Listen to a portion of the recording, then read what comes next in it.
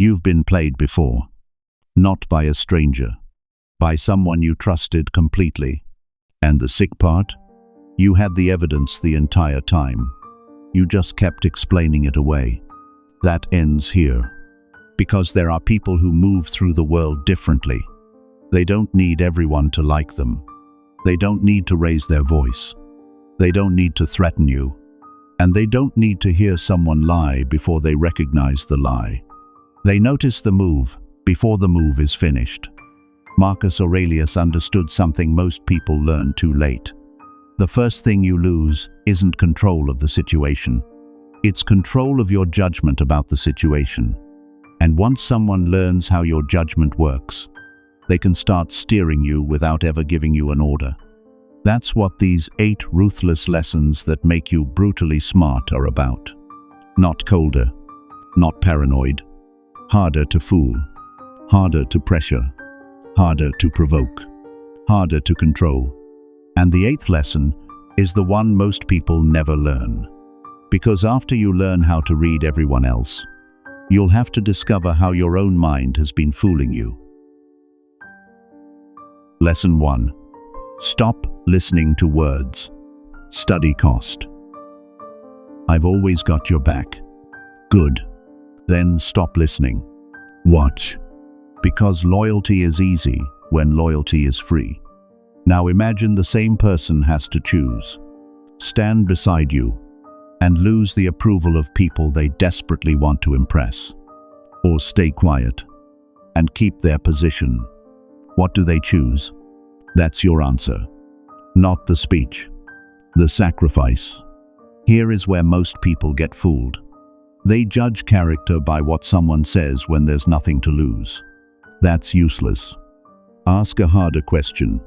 What happens when doing the right thing becomes expensive? That's when the mask gets heavy. Someone says they care about you. Fine. Make caring inconvenient. Someone says they're honest. Fine. Make the truth dangerous to their reputation. Someone says they're loyal. Fine. Make loyalty cost them something. Then watch. Because pressure doesn't create character. Pressure exposes priority. That's the first shift. And here's the part people miss. A person can make a sacrifice and still be manipulating you. Why? Because sacrifice isn't the point. Cost is evidence. Motive is the next question. Someone gives you their time. Why? Someone opens a door for you. Why? Someone suddenly becomes incredibly generous. What do they want? Don't be impressed by the size of the gesture. Find the transaction hiding underneath it. That's how you stop being easily fooled. You stop asking, do they mean what they said? You start asking, what are they willing to lose? And what are they trying to gain? Marcus Aurelius trained himself to separate what happened from the story attached to it. Do the same. Stop collecting words. Collect evidence. Because anyone can afford good intentions when nothing is being charged. And once you understand that, you'll start noticing something even more dangerous. Some people don't need to lie to manipulate you. They only need to tell you exactly what you want to hear. And that's where the next lesson begins. I study costs, not words. Make that your rule. Drop I study costs, not words in the comments. Don't just hear it. Write it. And subscribe. Because we're not learning how to look smart. We're learning how to become harder to fool. 2. Absence is information. Imagine you walk into a meeting. Everyone is polite. Everyone smiles. Everyone shakes your hand. Nothing looks wrong. But one person never asks you a single question. Not one. They talk about themselves. They tell you what they think. They tell you what they need. They leave. And you probably wouldn't think twice about it. That's the mistake. You were looking at what they did, instead of what they never did. Now change the scene. You tell someone you're going through something difficult. They respond. They give advice. They tell you they're there for you, but they never ask what actually happened. That's not a small detail. That's information. Because curiosity requires something: interest. And when interest is consistently absent, you should stop inventing it for them. And this is where you need to be careful. Don't turn one missed call into a psychological diagnosis. That's paranoia. One absence means almost nothing. Repeated absence is different. No curiosity, no effort, no accountability, no reciprocity, no follow-through. When the same thing keeps missing, stop calling it coincidence. Here's the uncomfortable part. Sometimes you already know what the pattern means. You just don't like what it means. So you keep searching for one more explanation, one more exception, one more reason to give them the benefit of the doubt. Stop. You don't need to decide what kind of person they are. Just acknowledge what they consistently aren't doing. Because what someone repeatedly refuses to give you can tell you more than everything they've promised to give you. And now we hit the real problem. Can you tolerate not knowing long enough for the pattern to reveal itself? Most people can't. They want certainty immediately. And that desperation is exactly what makes them jump to conclusions. Don't. Let the evidence accumulate. Then make your judgment. Don't study only what is present. Study what is consistently missing. Lesson 3. Your brain can make anything look reasonable. Your brain is a brilliant liar, not because it invents facts, because it knows which facts to arrange. You stay in the relationship that is clearly draining you, and suddenly you have a case for why leaving would be a mistake. You don't understand what we've been through. They're under a lot of pressure. They're not always like this. I know there's still something good here. Listen carefully. None of those statements have to be false. That's what makes rationalization so dangerous. Your brain doesn't need to fabricate reality. It only needs to hide the parts that threaten your decision. You lose money, and suddenly it's a learning experience. You stay in the wrong career, and suddenly you're being patient. You refuse to apologize, and suddenly you're protecting your dignity. You make the wrong call, and then spend 3 days building a courtroom around it. Evidence enters. Your brain rearranges it. Verdict stays the same. That's not intelligence. That's loyalty to a conclusion. And intelligent people can be especially good at it. They have more vocabulary, more explanations, more ways to connect unrelated facts, more sophisticated ways to make emotional decisions sound rational. So here's the test. Find one decision in your life you are still defending. Now, imagine someone else made that exact decision.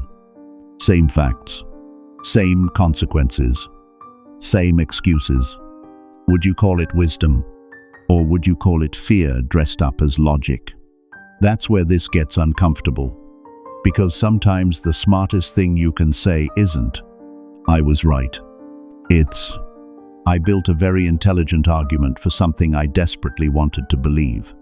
Good. Now you can think again. Because the mind that can admit, "I was wrong," is more dangerous than the mind that can explain why it was right. And you don't have to drag every old decision into your future just because you once defended it. You are allowed to outgrow your own reasoning. So bury that version of yourself. And don't just nod at this and keep scrolling. Drop this in the comments. I don't owe my past a future. Write it, own it. I don't owe my past a future. Lesson 4. Follow the incentive, not the explanation. Here's a strange thing about people. They will give you a reason for almost everything they do.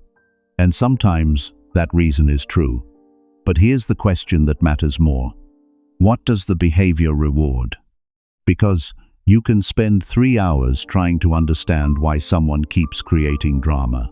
Or you can notice something much simpler. Every time they create chaos, they get attention. Suddenly, the behavior isn't so mysterious. Look at the person who keeps you uncertain. They say they don't know what they want. They disappear. They come back. They pull you close. Then they create distance again. You keep asking, why are they so confused? Maybe they're not. Maybe your uncertainty is useful to them. That's a different way of reading people. Don't get trapped inside their explanation. Step outside it. Look at the payoff. What does this behavior give them? Attention? Control? Status? Money? Sympathy? Leverage? An escape from responsibility? Now watch how quickly confusing behavior starts making sense. The person who keeps changing the rules may not be inconsistent. The inconsistency may be the advantage. If the rules keep changing, you keep adjusting. And if you're always adjusting, someone else is always setting the terms. That's why incentives are so revealing. A system can claim it rewards excellence. Look at who gets promoted. A workplace can say it values honesty. Look at what happens to the person who tells an uncomfortable truth. A relationship can say it values communication. Look at what happens when one person finally says, no. Forget the speech. Follow the reward. Because people eventually move toward whatever their environment makes profitable. And here's where this turns against you. Look at your own life. What behavior is being rewarded? If procrastination gives you temporary relief, your brain learns to procrastinate. If avoiding confrontation keeps you comfortable, you'll keep avoiding it. If seeking approval gets you attention, you'll keep performing for it. You don't need to hate yourself for that. Just stop pretending your behavior has no incentive behind it. Your life is teaching you what to repeat. So pay attention to what gets rewarded. Because once you see the reward, the behavior stops looking random, and the explanation becomes secondary. The payoff is the clue. But there's another problem. Sometimes the reward isn't obvious. Sometimes you have to look at what someone is protecting to find out what they actually want. And that's where this gets even more interesting. Lesson 5.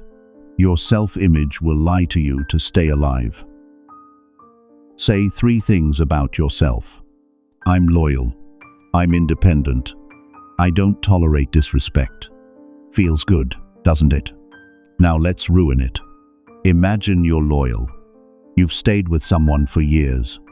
They've disappointed you, betrayed you, exhausted you. Everyone around you can see it. But you stay. Why?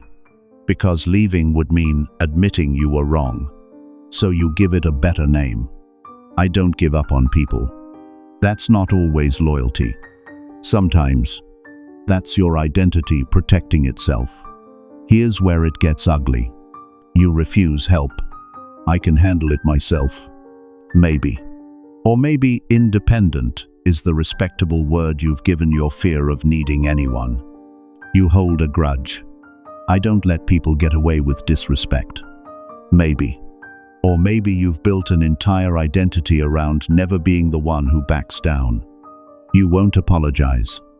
I'm standing on principle. Maybe. Or maybe your ego simply cannot survive the sentence. I was wrong. See what's happening. Your brain isn't just defending your decisions. It's defending the character you've written for yourself. And once that character becomes important enough, reality becomes negotiable. Stubbornness becomes conviction. Pride becomes standards. Fear becomes caution. Avoidance becomes independence. Self-deception gets dressed up as principle. That's the trap. And here's the test that exposes it. Take one belief you are absolutely certain about. Now imagine reality proves you wrong. Not slightly wrong, completely wrong. Could you change your mind without feeling like you've lost yourself? If not, you don't own that identity. That identity owns you. The Stoics understood something brutal. If your judgment cannot survive examination, it was never strength. It was attachment. So stop asking whether your principles sound admirable. Watch what they make you do. Because sometimes the thing you're most proud of is the exact thing preventing you from seeing yourself clearly. And that brings us to the next problem. Once your identity is threatened, your emotions start negotiating on its behalf. And if you don't understand that mechanism, you'll mistake emotional pressure for truth. Lesson 6. Confidence can be a form of ignorance. There's a dangerous person in every room. Not the loud one, not the arrogant one, the certain one. The person who says, "I know exactly what's happening," and everyone relaxes, because certainty sounds like competence. It isn't. A man can be 100% confident and 100% wrong. That's the problem. Confidence tells you how certain someone feels. It tells you nothing about whether they're right. Put two people in the same uncertain situation. One says, "There's no way this works." The other says, "I don't know. Maybe a 60% chance." Who sounds smarter? Usually the first. Who might actually be thinking better? The second, because the second person left room for reality. And that is a discipline most people never develop. I don't know yet. Say it. Not because you're weak, because you haven't investigated enough to earn certainty. That's intellectual discipline.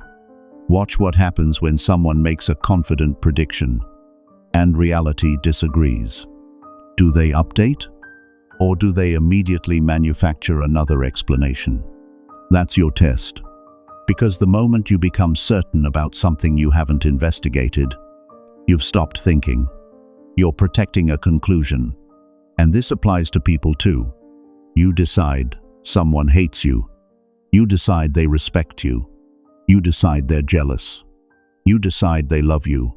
You decide you know their motive. Based on what? A look? A message? One conversation? Your own assumptions? Be careful. Your brain hates uncertainty. It would rather give you a wrong answer than leave the question open. Don't reward it. Keep the uncertainty. Let it bother you. Let reality earn the conclusion. Because sometimes the smartest sentence in the room is the one nobody wants to say. I don't know yet. And if you've ever been completely certain, only to discover you were wrong, this is where you prove you've actually learned something. Like this video. Not because I need your like. Because if this idea challenged the way you think, don't let it die inside your own head. Send this to one person who is always certain they're right. Let them sit with it too. And then keep watching, because the next lesson goes after something even more dangerous than false confidence. Lesson 7. The person who needs the outcome most has the least power. Two people walk into the same negotiation, same table, same information, same opportunity, but there's one difference. One of them needs the deal. The other one wants it. That's it. The power has already shifted. Watch what happens next. The person who needs it starts explaining, then conceding, then checking the other person's reaction. Would this work? What if we adjusted this? Maybe I can. Stop. Every concession makes their desperation more visible.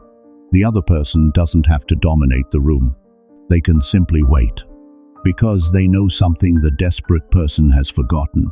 You cannot negotiate freely when you're terrified of hearing no. And this isn't just business. Watch someone who desperately needs to be liked. They tolerate disrespect they would normally condemn. Watch someone who desperately needs to win an argument. They keep talking after the argument stopped mattering. Watch someone who desperately needs a particular person to stay. Suddenly, their standards become negotiable. Their boundaries become flexible. Their dignity goes on sale. That's the part nobody wants to admit. Desperation doesn't make you weak because you want something. It makes you predictable because you cannot afford to lose it. And once you're predictable, your leverage disappears. Here's the shift. Don't tell yourself, "I don't care." That's fake strength. Care. Want the relationship. Want the promotion. Want the deal. Want the person. Just don't hand one outcome the authority to determine your worth. Because wanting something gives you direction. Needing it to validate you gives it control. And there's an ugly little test for this. Imagine the answer is no. Can you walk away? Can you keep your standards? Can you remain calm? Can you say, "Then it's not for me"? If you can, you negotiate differently. You speak differently. You wait differently. You stop trying to convince someone who has already told you what they're willing to offer. Because the moment you become unable to walk away, you've already started negotiating from weakness. And here's the part that changes everything. You don't need more power. Sometimes you just need fewer things you cannot afford to lose. That's freedom. Lesson 8. The most dangerous thing to protect is your opinion. Here's the fastest way to find out whether you're actually intelligent. Tell yourself you might be wrong. Then watch what happens inside you. Your chest tightens. Your mind immediately starts producing evidence. But they don't understand. That's not what happened. There it is. That reaction is the lesson. Because an opinion is harmless until your ego starts feeding it. First, you defend the opinion. Then you defend the decision you made because of it. Then you defend the version of yourself that made that decision. And suddenly, you're not protecting an idea anymore. You're protecting your pride. That's how intelligent people become ridiculous.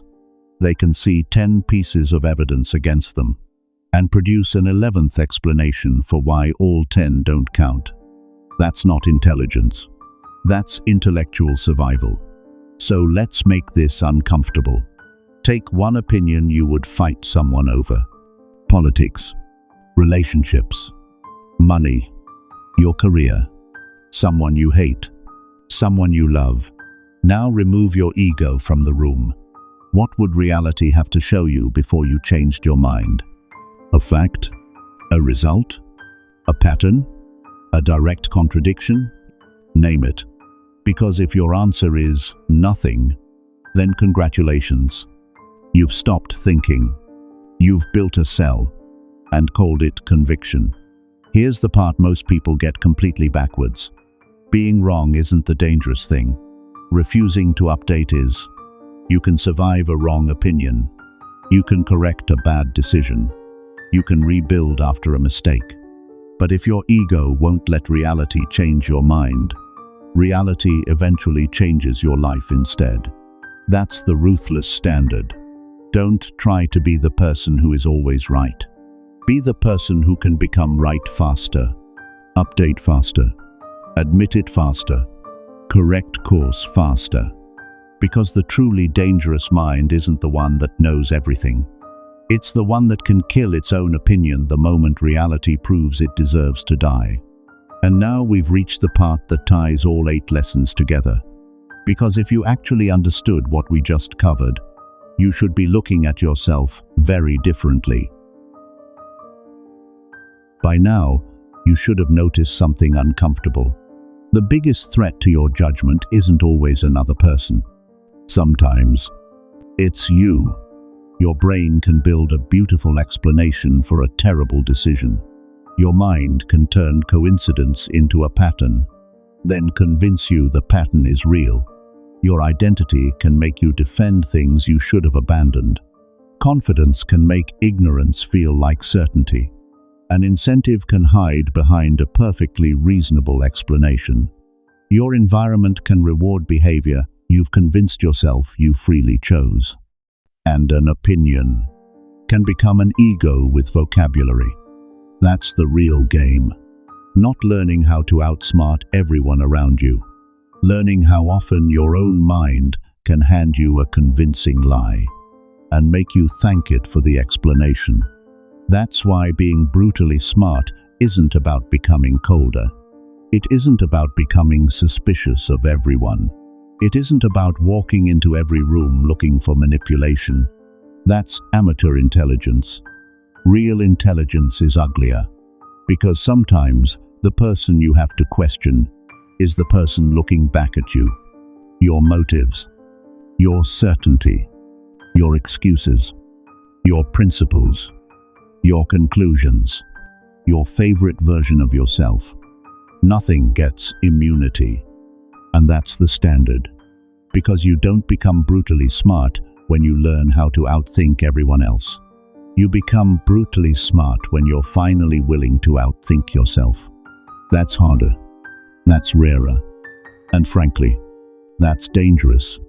Because once you're willing to admit, I might be wrong, you become almost impossible to trap inside your own certainty. So, you're not done. You just found some of your blind spots. Now go find the ones this video didn't expose. The next video is on your screen. Watch it. And subscribe before you leave. Then go through the full playlist. Don't collect these videos. Let them dismantle something.